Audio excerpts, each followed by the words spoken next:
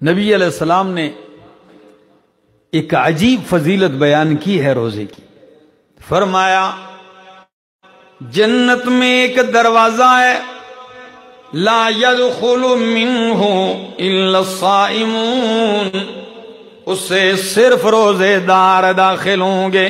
ان فی الجنت بابا یقال لہ الریان، ہری پور والو، مسجد نمرہ والو، جنت میں ایک باب دروازہ ہے 8 دروازوں میں سے، جس کا نام ہے باب الریان.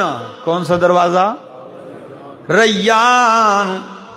لا يدخل منہ الا الصائمون، اس سے صرف روزے دار داخل ہوں گے. اور جب روزے دار سارے داخل ہو جائیں گے دوبارہ اسے بند کر دیا جائے گا، کھولا نہیں جائے گا. آپ نے یہ حدیث تو سنی ہوگی، سنی ہے نا، لکھی بھی ہے، کئی جگہ آپ نے پڑھی ہوگی، کیلنڈر پر، اشتہارات پر. لیکن ایک وجہ بتانے لگا ہوں، آخر اللہ نے اس کا نام باب الصوم نہیں رکھا، کیا؟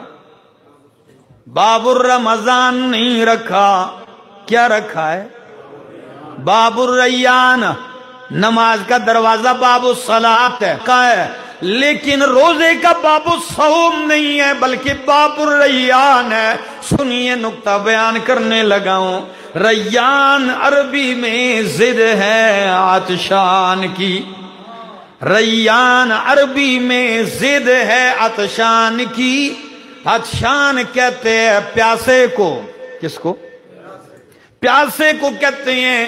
اور ریان کہتے ہیں جب بندہ خوب پانی پی کر سیر ہو جائے تو اس سیرابی اور سیر ہونے کا نام ریان ہے. کیا وجہ ہے جنت کے اس دروازے کا نام ریان رکھا ہے؟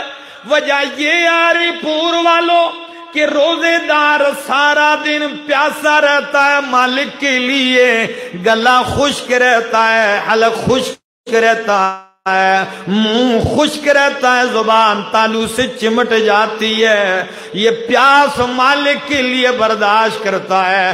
اللہ فرماتے ہیں ایک تو پیاس تو افطاری کے وقت پانی اور شربت سے بجھا دے، لیکن میں تیری پیاس بجھانے کا اصل انتظام جنت کے اندر کر دیا ہے. جب تو اس دروازے سے داخل ہوگا اور جنت کا پانی پی لے گا تو اس پیاس کے بدلے میں وہ سیرابی دوں گا تجھے.